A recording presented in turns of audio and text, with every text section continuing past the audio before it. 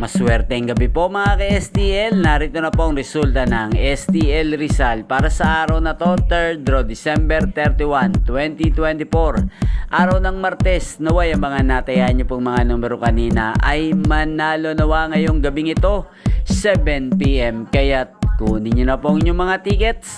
Narito na po ang resulta.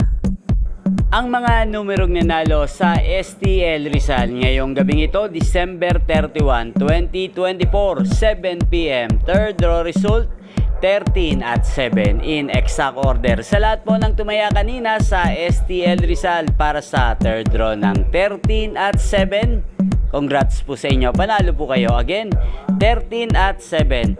At ngayong gabing ito, shoutout po natin si Ate Bina. Ate Bina ng Rizal, shoutout po sa iyo. Naway nasa mabuti ka pong kalagayan.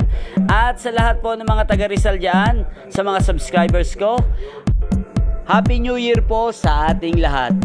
Maraming salamat po sa patuloy niyo pong panonood at pagsuporta sa aking channel, Roderick Hernandez TV.